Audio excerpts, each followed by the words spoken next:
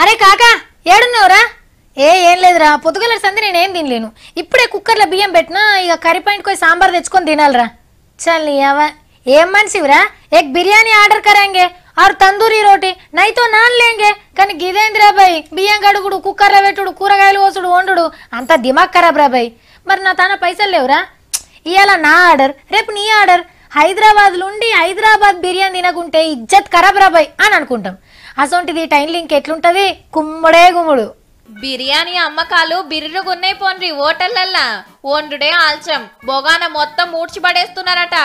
Biryani offer ఏమన్నా పెట్టిండ్రేమో అనుకునేరు. ఎలక్షన్లమ్మా ఎలక్షన్లు.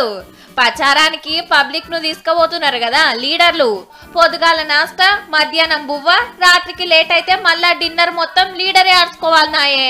పొద్దుగాల ఏం టిఫిన్ తినిపించినా సరే గాని మధ్యాహ్నం మాత్రం బిర్యానీ కావాల్సిందే, చికెన్ ముక్క తినాల్సిందే అంటున్నారట. ఏ అట్లా కాదు, పప్పన్నం పెడతా అనంటే పక్క పాటోళ్ళు పిలుస్తున్నారు, నీ ఇష్టం అని చెప్తున్నారట.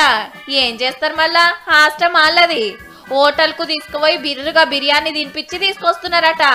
ఆన్లైన్ లో ఆర్డర్ల సౌలతి కూడా వచ్చింది కాబట్టి ఆర్డర్ ఇస్తే 7 కంటే ఆడికొచ్చి పోతున్నారు. ప్రచారం పుణ్యాన కార్యకర్తల కడుపులు నిండుతున్నాయి. ఓటర్లల్లా గల్లె పెట్టెలు గల్లుమంటున్నాయి. కానీ పుక్కడికే బిర్యానీ వస్తుందని దినం మరిగిందనుకో పెయిల కొవ్వొస్తుంది. జర పైలం ఉంటుండ్రి.